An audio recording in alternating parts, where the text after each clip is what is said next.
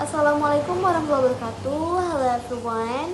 My name is Andini, and in this video I will explain the material about rubric and scoring that we learned in the 11th meeting. As we know, in the learning assessment process, determining how to evaluate students' work objectively and consistently is very important. This is where rubric play a crucial role. First of all, let's discuss what a rubric is. A rubric is a scoring tool or guideline used to assess the quality of students' performance, assignment, or project. It consists of specific criteria along a description of different levels of achievement. Why do we need rubric? There are several main reasons. Objectivity. Rubric help minimize subjective judgment from teachers. Therefore, regardless of who evaluates the work, the result can remain consistent. Transparency. Students know from the beginning what the teacher expects and which aspect of their work will be assessed. Feedback. Rubric helps students understand their strengths and identify areas where improvement is needed. In general, there are two main types of rubric that can be used depending on the assessment needs. Holistic rubric. A holistic rubric evaluates students' work as a whole without separating it into different components.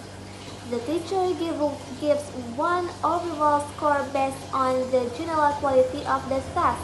This type of rubric is usable when quick assessment is needed and when the focus is on overall performance, such as evaluating speaking fluency or the overall impression of an essay. Analytic rubric. Unlike a holistic rubric, an analytic rubric breaks the task into several criteria and evaluates each criterion separately. For example, when assessing an essay, the teacher may evaluate grammar, organization, vocabulary, and content individually. As such, these types of rubric takes more time to use. It provides much more detailed and specific feedback for students' learning development. Next, to create an effective rubric, there are three essential components that should be included. Criteria, the aspect or elements that will be assessed. Levels of performance, these are usually represented by numerical scales such as 1 to 4 or descriptive categories such as a poor, fair, good, and excellent.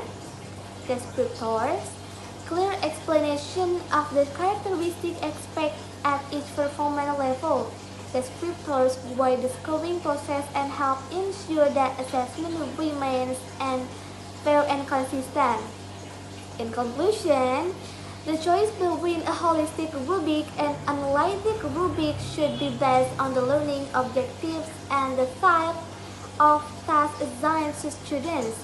With appropriate rubric and scoring system, assessment becomes not only a tool for measuring final achievement but also a means of supporting meaningful learning and students' growth. That is all from my explanation of rubric and scoring. I hope this presentation been helpful and has given you a clear understanding of the topic. Thank you very much for your attention. Wassalamualaikum warahmatullahi wabarakatuh.